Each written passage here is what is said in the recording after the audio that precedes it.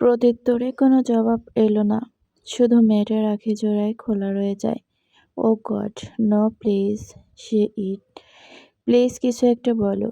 এই ছায়া, ওঠো বলছি। Damn it. রমণীর রক্তে ভেজা শরীরটাকে ঝাঁকুনি দিয়ে চিৎকার করে উঠল মৃন্ময়। আর রক্তিম এক চোখ বেয়ে অশ্রু গড়িয়ে পড়ল মেয়েটার মলিন মুখের ওপর। তবুও কোনো রকম সাড়া দিল না, কারণ সে বহু আগেই আকাশের বাসিন্দা হয়ে গেছে। তাদের সামনে ধপ করে হাঁটু ভেঙে বসল আলো। যুবকের কাছ থেকে নিজের বোনকে ছিনিয়ে নিয়ে শক্ত করে জড়িয়ে ধরে ফিসফিসিয়ে বলল, বোন আমার, এইভাবে চুপ করে থাকিস না। তোর আপুর যে বড্ড কষ্ট হচ্ছে।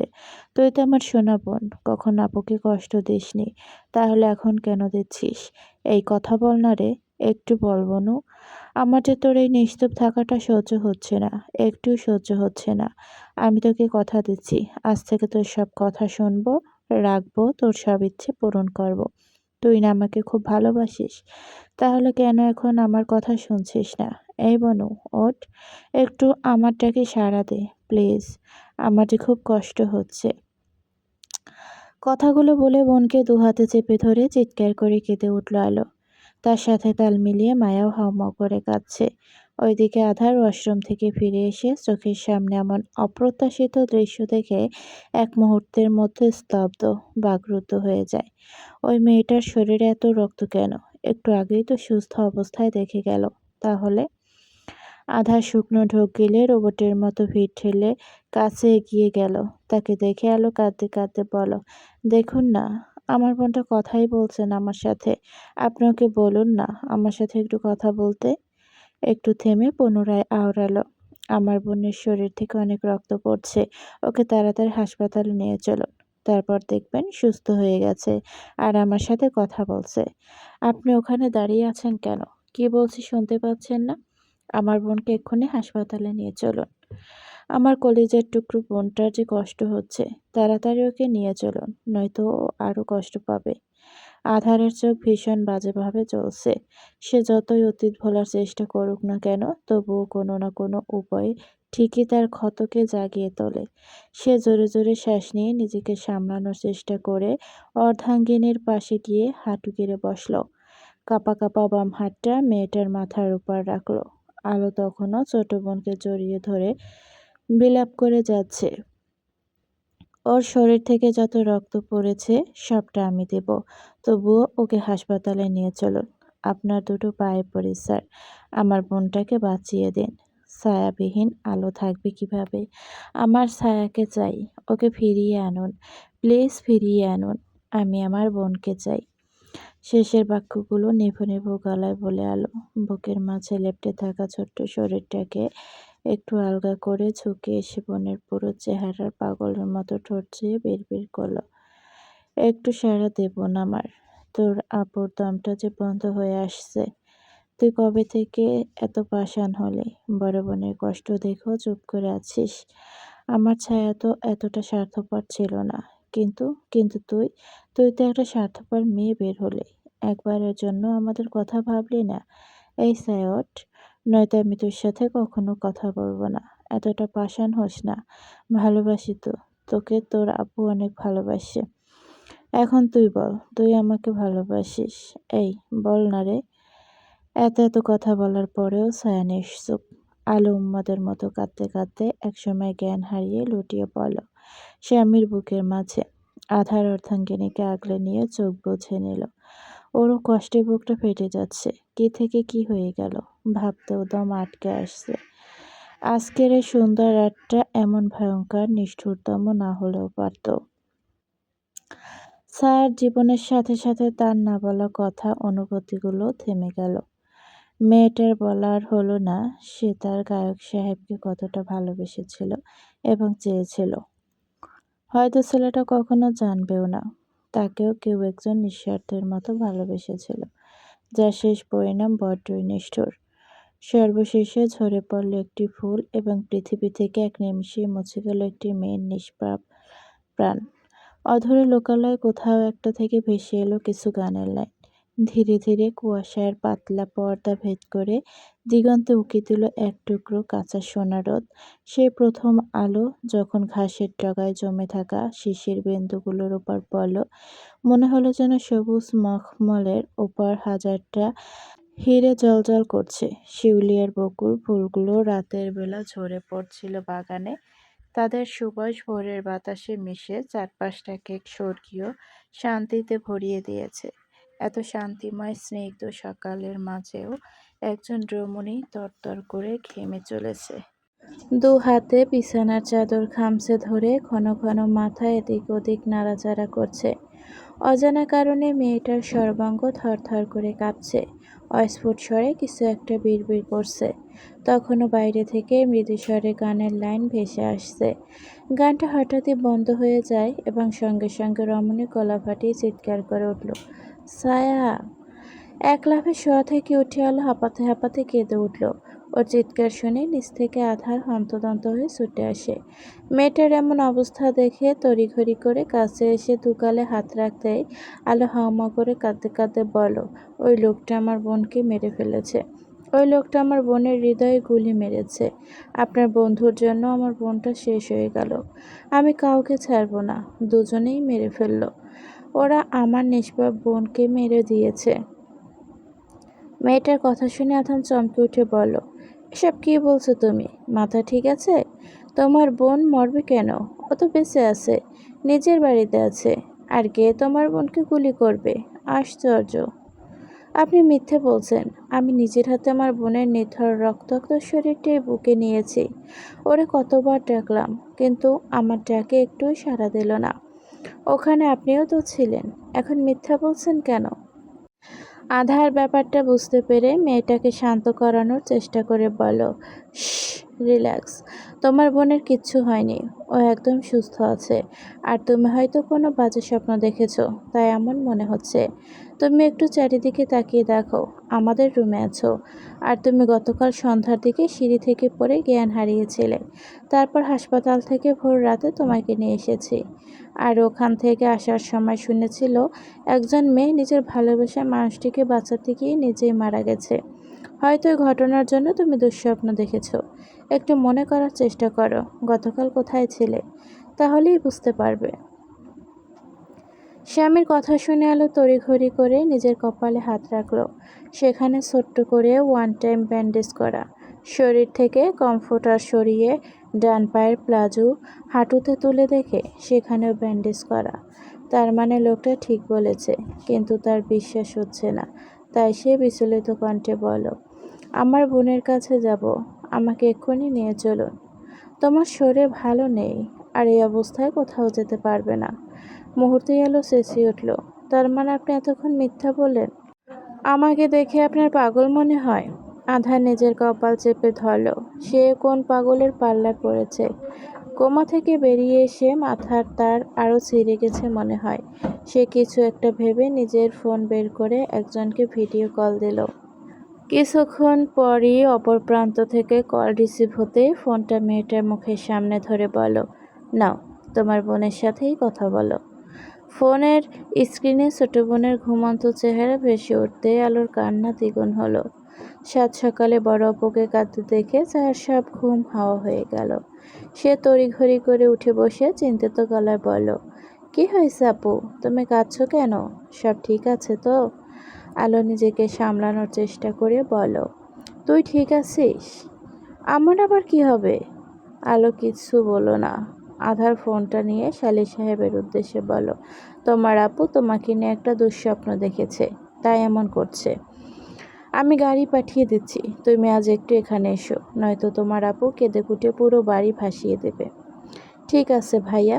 আর আপু, আমি একদম ঠিক আছি, তুমি চিন্তা করো না। আধার আরও কিছু বলে লাইন কেটে দিয়ে বউয়ের দিকে তাকিয়ে বলো, এখন বিশ্বাস হয়েছে? আলো এগিয়ে এসে দুহাতে স্বামীকে শক্ত করে জড়িয়ে ধরে বুকের মাঝে মুখ গুজে বলল, আমি জঘন্য একটা স্বপ্ন দেখেছি, যেটা ভাবলেও আমার দম বন্ধ হয়ে আসছে। আমি আমার বোনকে খুব ভালোবাসি। ওর কিছু হলে আমি সইতেই পারবো না। ও আমার খুব আদরের। আধার মেয়েটার মনের অবস্থা বুঝতে পারল, কারণ সেও নিজের বোনকে হারিয়েছে, তাই হারানোর যন্ত্রণাটা জানে। সে আড়ালে দীর্ঘশ্বাস ছেড়ে মেয়েটাকে এক হাতে আলিঙ্গন করে, অন্য হাতে মাথা বুলিয়ে দিতে দিতে বলল, ভয় পেও না, কোনো খারাপ কিছু হবে না। আর তোমার বোন তোমার কাছে সবসময় থাকবে। 10টার দিকে ছায়া খান বাড়িতে হাজির। ছোট বোনকে কাছে পেয়ে আরেক দফা কেঁদেছে আলো। সে ভীষণ ভয় পেয়েছে, নিজের বোনকে হারানোর ভয়। এত জঘন্য রকম একটা স্বপ্ন কিভাবে দেখতে পারল বুঝতে পারছে না। তার সাধ্য থাকলে সে ওই নিকৃষ্ট কল্পনাকে স্মৃতির পাতা থেকে মুছে দিত। কি ভয়ঙ্কর দুঃস্বপ্ন ছিল! এমন স্বপ্ন কোনো শত্রুকেও যেন না দেয়। মেয়েটা গতকাল সিঁড়ি বেয়ে পড়ে যাওয়াতে আজ পুরো সিঁড়িতে কার্পেট বিছিয়ে দিয়েছে আধার। এই তিরিং বিরিং করা মেয়েটার হাত পা এখনো কন্ট্রোল করতে পারল না। সবসময় কিছু না কিছু অঘটন ঘটিয়ে বসে থাকবে। আজ খুব সকালবেলায় তিথি এসেছে মাকে দেখতে, আর সেই রুমে বসে গান শুনছিল। আর সেগুলো মেয়েটা কল্পনা করছিল। ছায়া নিজ হাতে আপুকে খাবার ও ওষুধ খাইয়ে দিল। আলো মুখ মুছে ধীর কণ্ঠে বলল, গায়ক মৃন্ময় আহমেদ রাজের অনুষ্ঠানে যাবি না তুই? বড় বোনের কথা শুনে ছায়া চমকে উঠল। অবাক কণ্ঠে শুধালো, কেন আপু? আমি না করছি তাই? কিন্তু কোনো কিন্তু নয় ছায়া, তুই এই লোকটার থেকে দূরে থাকবি। আলো শুনেছে ভোরের স্বপ্ন মাঝে মধ্যে সত্যি হয়, তাই সে নিজের বোনকে নিয়ে কোনো রকম ঝুঁকি নিতে চায় না। আমার খুব ইচ্ছে ছিল আপু ওনার সাথে আবারও দেখা করার। স্যার কথা শোনালো গম্ভীর কণ্ঠে বলল, ওনাকে ভুলে যা। সম্ভব নয়। উনি কখনোই তোর হবে না। তোদের মাঝে বয়সের অনেক তফাৎ। ছায়া কিছুক্ষণ চুপ থেকে বলল, মাত্র 12-13 বছরেরই তো গ্যাপ। আলোর রাগ হলো ভীষণ। এমনিতেই অশান্তিতে আছে, তার উপরে এই মেয়েটা আবার তেড়ামি শুরু করেছে। সে দাঁতে দাঁত চেপে বলল, ওই লোকটাকে হাজারো মেয়ে চায়। এত এত বড়লোক পরিবারের সুন্দরী মেয়েদের রেখে তোর মতো একটা সাধারণ মেয়েকে উনি ভালোবাসবেন? এটা ভাবাও বোকামি। গিয়ে দেখ, ওনার ভালোবাসার মানুষ অলরেডি আছে, তাই তো নিজের ফ্যানদের দিকে তাকায় না। আর আমি শুনেছি উনি অন্য একজনকে ভালোবাসেন, সেখানে তোর কোনো অস্তিত্ব নেই। বেশি বাড়াবাড়ি করলে বাবাকে বলে তোর বিয়ের ব্যবস্থা করব। তখন এমনিতেই সব আবেগ বেরিয়ে যাবে। ছায়া মাথা নিচু করে ঠোঁট কামড়ে কান্না আটকিয়ে রাখার বৃথা চেষ্টা করছে। একই সাথে আপুর কথাগুলো শুনে বুকটা ফেটে যাচ্ছে। তার মানে তার প্রিয় মানুষটারও ভালোবাসার মানুষ আছে। একতরফা ভালোবাসা তো কষ্টদায়ক কেন? সে কেন ওই মরীচিকাকে নিজের মন দিতে গেল? আর আপু তো ঠিক কথাই বলেছে, এত এত মেয়ে থাকতে কেন তাকে পছন্দ করবে? কি আছে তার? কিছুই নেই। সে তো খুবই সাধারণ একজন মেয়ে, বেশি স্মার্টও না। ওই লোকটার সাথেও তাকে মানাবে না। সে শুধু শুধু এতগুলো বছর ধরে চাঁদকে পাওয়ার স্বপ্ন দেখে এসেছিল, যেটা বাস্তবে কখনো সম্ভব নয়। ছায়া দীর্ঘশ্বাস ছাড়ল, তারপর ধীর কণ্ঠে বলল, আমি বিয়ে করতে চাই আপু। তুমি বাবাকে বলে আমার বিয়ে দেওয়ার ব্যবস্থা করো। স্বামী সংসার পেলে নিশ্চয়ই ভুলে যাব নিজের অবাধ্য অনুভূতিকে। আলো আনমনে বলো, রাত ভাইয়ে যদি ভালো হতো তাহলে তোকে আমার যা বানিয়ে এই বাড়িতেই নিয়ে আসতাম। তখন দু বোনে একসাথে থাকতে পারতাম। ছায়া কিছুক্ষণ চুপ থেকে বলো, তুমি চাইলে বাবার কাছে রাত ভাইয়ের কথা বলতে পারো। অসম্ভব। বাবা যদি ওই লোকটার ব্যাপারে জানে তাহলে আমাকে মেরে ভর্তা বানিয়ে দেবে। আমি চাই আধার স্যারের মতো কেউ তোর জীবনে আসুক, যার প্রথম ও শেষ ভালোবাসা শুধুই তুই হবি। তোর দুলাভাইয়ের মতো তেরা গুরুগম্ভীর বদরাগী হিটলার স্বভাবের না হলেই হবে। তোর জীবনে এমন কেউ আসুক যে শুরু থেকেই তোকে চাইবে এবং ভালোবাসবে। কোনো রকম কষ্ট যেন তোকে ছুঁতে না পারে। আর এমন একটা মানুষকে আমি চিনি যে তোকে ছোটবেলা থেকে ভালোবাসে, কিন্তু কখনো প্রকাশ করেনি। বড় বোনের বলা শেষের কথাটা শুনে ছায়া চমকে উঠল। অস্ফুট স্বরে জানতে চাইল, কে? আলো হেসে বলল, হুম, সিক্রেট।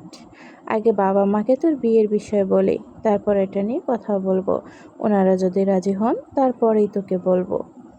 ছায়া কিছুই বলো না, শুধু আড়ালে দীর্ঘশ্বাস ছাড়ল। তার সারা জীবন একটা আফসোসই রয়ে যাবে। সে তার প্রথম প্রেম, প্রথম ভালোবাসার মানুষকে পেল না। তবে সে মন থেকে দোয়া করে, তার না পাওয়া প্রিয় মানুষটা ওনার ভালোবাসার মানুষটির সাথেই সুখে থাকুক এবং সংসার করুক। যেখানে দুই তরফা ভালোবাসায় অনেক পূর্ণতা পায় না, সেখানে তার তো একতরফা ভালোবাসা, ওখানে পূর্ণতা পাওয়া বিলাসিতা। আর যদি মানুষটা হয় সামর্থ্যর বাইরে, তাহলে তো কোনো কথাই নেই। বোনকে চুপ করে থাকতে দেখে আলো মাথায় হাত বুলিয়ে দিয়ে বলল, একটা কথা জেনে রাখ, তোর আপু কখনো তোর খারাপ চাইবে না। আমি যা করব সেটা তোর ভালোর জন্যই। ছায়া হাসলো, আপুকে জড়িয়ে ধরে কাঁধে মুখ গুজে ফিসফিসিয়ে বলল, নিজের থেকেও বেশি তোমাকে বিশ্বাস করি আপু। আলো মনে মনে স্বস্তির নিঃশ্বাস ছেড়ে বোনকে আদর করে দিল। ছায়া কিছুক্ষণ বসে থেকে গল্প করে বাইরে চলে গেল এবং তখনই আধার ভেতরে প্রবেশ করে গম্ভীর কণ্ঠে বলল, তুমি কিন্তু এটা ঠিক করছো না। আলো কপাল কুঁচকে বলল, কি করলাম? আমি জানি ছায়া মৃন্ময়কে ভালোবাসে, তো ছায়ার মতো হাজারো মেয়ে আপনার বন্ধুকে ভালোবাসে, সেখানে এটা স্বাভাবিক। আমি চাই মৃন্ময়ের জীবনে ছায়া আসুক, কিন্তু আমি চাই না। কেন? মৃন্ময় কোন দিক দিয়ে খারাপ? ওনার বক্তব্যের সাথে সাথে নিজের জীবনে কম শত্রু তৈরি করেননি। আমি আমার বোনকে এমন কারোর হাতে দেব না, যে মানুষটা আগে থেকেই অন্য কাউকে ভালোবাসে। আর আপনার বন্ধুর সাথে আমাদের পরিবার যায় না। আবার দেখা যাবে আমার মতো আমার বোনটাও সমাজে শুনতে পাবে নিজের রূপ দেখিয়ে বা কালা জাদু করে বড়লোক পরিবারের ছেলেকে ফাঁসিয়ে বিয়ে করেছে। আমি সেসব সহ্য করেছি, সেসব আমার বোনটাও সহ্য করুক, এটা আমি চাই না। ও যেমন সাধারণ তেমন সাধারণ মানুষের কাছেই দেব, তখন কেউ খোঁটা দিতে পারবে না। আর আপনার বন্ধুর পরিবারও আমার বোনকে মেনে নেবে না। ওদের মধ্যে বয়সেরও তফাৎ রয়েছে, তাই আমি সব দিক থেকে বিবেচনা করেই এই সিদ্ধান্ত নিয়েছি। আশা করছি আপনি শুধু আপনার বন্ধুর দিকটা দেখবেন না, আমার বোনের দিকটাও দেখবেন। আধার কিছুক্ষণ চুপ থেকে বলল, তুমি কবে থেকে সমাজ মানতে শুরু করলে? আর এতই যদি মানতে, তাহলে কেন আমার কাছে ছিলে, যেখানে শুরুতে তোমাকে আমি নিজের বউ হিসেবে মেনেই নেইনি? আমি তো তোমাকে আগে ভালোবাসিনি, তুমি আমাকে আগে ভালোবাসেছো। সব কিছু সহ্য করে আমার কাছে থেকে গিয়েছো। ভালোবাসার জন্য যদি নিজের আত্মসম্মান ত্যাগ করে বেহাইয়ের মতো পড়ে থাকতে পারো, তাহলে তোমার বোনের বেলা এত সমস্যা হচ্ছে কেন? আমাদের মধ্যেও তো বয়সের ব্যবধান রয়েছে। কই, এত তো তোমার সমস্যা হয়নি। আমি মানছি মৃন্ময় অন্য কাউকে ভালোবাসতো, কিন্তু ওর লাইফে ছায়ার মতো মেয়ে গেলে ও জীবনের অতীত ভুলে বেরিয়ে আসবে, যেমনটা আমি এসেছি। কিন্তু তুমি সব কিছু জেনে শুনে স্বার্থপরের মতো বিহেভ করছো। আলো অপলক নয়নে স্বামীর রাগান্বিত চেহারার দিকে তাকিয়ে আছে। মুহূর্তেই একগাল বেয়ে এক ফোঁটা নোনা জল গড়িয়ে পড়ল। পরক্ষণে সে চোখের পানি মুছে তাচ্ছিল্যের হাসি দিয়ে বলল, ঠিকই বলেছেন আপনি, একদম ঠিক। এই আমিই তো আপনার কাছে বেহায়া নির্লজ্জ কুকুরের মতো পড়েছিলাম, যেখানে আপনি আমাকে সামান্য বইয়ের অধিকার প্রথমে দেননি। এই বাড়িতে পা রাখার পর কম কষ্ট, আঘাত, অপমান, অপবাদ সহ্য করিনি, তবুও পড়েছিলাম এখানে। আরে আপনি তো আমারে ডিভোর্সও দিতে চেয়েছিলেন, এটা নিয়ে তো দাদাজানের সাথে আপনার কম যুদ্ধ হয়নি। একসময় আমি ডিভোর্স দেওয়ার সিদ্ধান্ত নিলাম, কারণ এ বাড়িতে থাকতে থাকতে আমার দম বন্ধ হয়ে আসছিল। আমি ছিলাম মুক্ত পাখি, মা বাবা ভীষণ আদরের, কিন্তু এখানে এসে এতিমের মতো জীবনযাপন করেছি। বিশ্বাস করুন, আমি মুক্ত হতে চেয়েছিলাম, কিন্তু এই জঘন্য ভালোবাসার কাছে আমি হেরে গিয়েছি এক সময়। আপনি ঠিকই বলেছেন, আমিই আগে আপনাকে ভালোবেসেছি, তাই তো বেহায়ার মতো ছিলাম আপনার কাছে এবং সব কিছু সহ্য করে গেছি। আমি যদি নিজের আত্মসম্মান বিসর্জন দিয়ে আপনার কাছে না থাকতাম, তাহলে আপনি আমার দিকে ফিরেও তাকাতেন না। আপনি ভালোবাসায় বিশ্বাস করেন না জেনেও আমি নিজের মনটা দিয়েছি আপনাকে। আপনি আর 5টা মানুষের মতো স্বাভাবিক না জেনেও আপনাকে ভালোবেসেছি, কারণ দিন শেষে আপনাতেই আমার শান্তি ছিল। হ্যাঁ, আমি স্বার্থপর, নিজের স্বার্থর জন্যই আপনাকে আমি চেয়েছি। লাজ লজ্জা ভুলে আপনার কাছে অসভ্যের মতো গিয়েছি, যেখানে আমার সামান্য ছোঁয়াতেও আপনি বিরক্ত অনুভব করতেন। তবুও কুকুরের মতো আপনার একটু ভালোবাসা পাওয়ার জন্য সারাক্ষণ পিছু পিছু ঘুরেছি। আমি খুব করে চেয়েছিলাম আপনিও আমাকে একটু ভালোবাসুন, কিন্তু আপনি তো আমাকে দূর দূর করতেন। আমি সবসময় হাসি খুশি ছিলাম বলে এই নয়, আমার কষ্ট হয়নি, আমারও কষ্ট হয়েছিল, খুব কষ্ট হয়েছিল। কিন্তু কখনো আপনাকেও অভিযোগ করিনি, আর না জোর করে স্ত্রীর অধিকার নিয়েছে। আমি যখন মরতে বসেছিলাম তখন আপনার অনুভূতি জেগেছিল। ওই যে কথায় আছে না, দাঁত থাকতে আমরা দাঁতের মর্যাদা বুঝি না, ঠিক তেমন আপনিও। বিয়ের আগে আপনার ব্যাপারে আমি কিছুই জানতাম না। বাবার সিদ্ধান্ত ও আপনার দাদুর কথাতে রাজি হয়ে যাই। আপনার মতো আমিও কখনো আমার স্বামী হিসেবে আপনাকে কল্পনা করিনি। কিন্তু কি করতাম, বিয়ে তো হয়েই গেছিল। আর আমার 12 ঘাটে কেন, কখনো 2 ঘাটে পানি খাওয়ার মতো স্বভাব নেই। তাই আপনাকে আমি শুরুতেই স্বামী হিসেবে মেনে নিয়েছিলাম। মুক্ত পাখি ছিলাম আমি, আর সে আমিই আপনার খাঁচায় বন্দী হয়েছি। এতেও আমার কোনো আফসোস ছিল না, কারণ এক জীবনে শুধু আমি আপনাকেই চেয়েছি। আচ্ছা, সবসময় শুধু আমরা মেয়েরা কেন সব কিছুতে মানিয়ে নেব? আমাদের মন হৃদয় বলে কিছু নেই? আমাদের কষ্ট হয় না? শুধু আমরাই কেন স্যাক্রিফাইস করে যাব? নিজের মা বাবা, জন্মস্থান ছেড়ে নতুন সংসারে আসার পরও যদি শুনতে হয় নিজের স্বামী তাকে বউ হিসেবে মেনে নেয়নি, তখন একটা মেয়ের কেমন লাগে? আমি শুরু থেকে যা যা কষ্ট করেছি সেগুলো আমার বোন করুক, ওটা আমি একটুও চাই না। আমি চাই না আমার মতো আমার বোনটাও নির্লজ্জ বেহায়া হোক।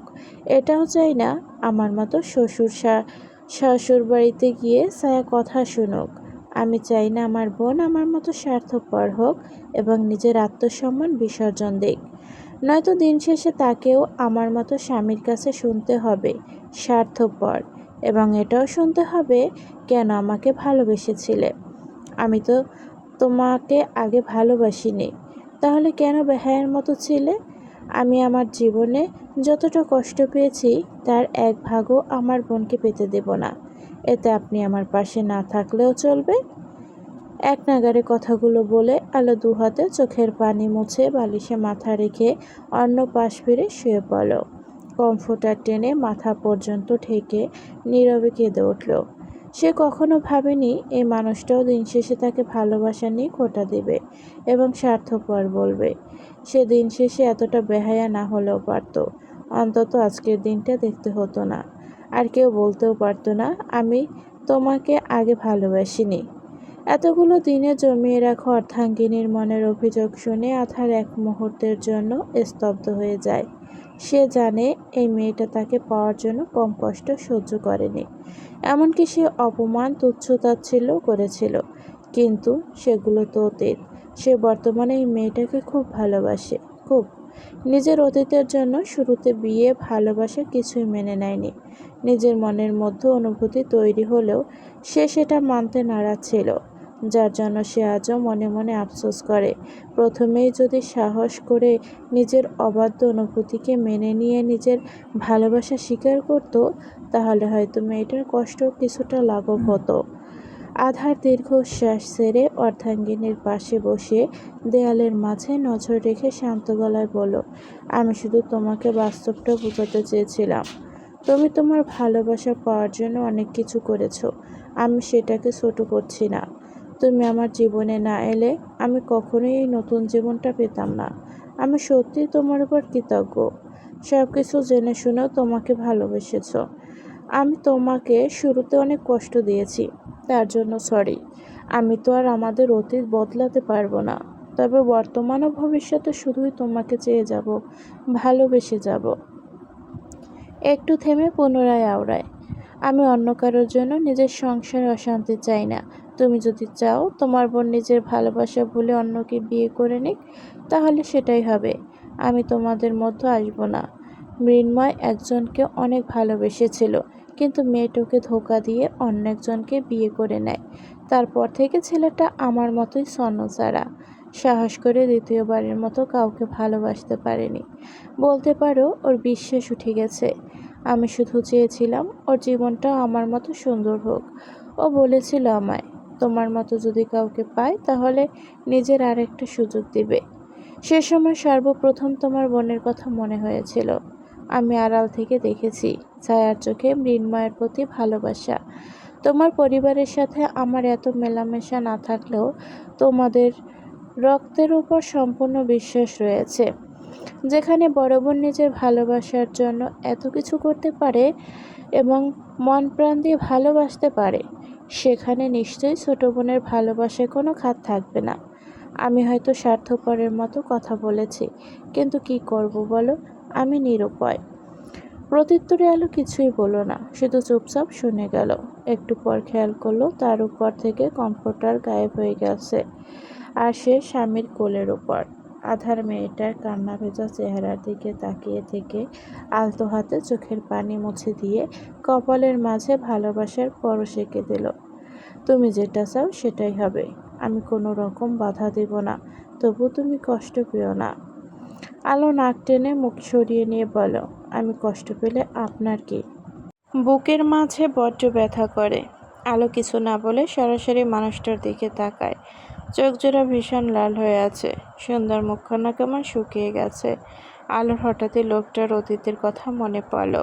সে আবেগের বশে একটু বেশি বলে ফেলেছে।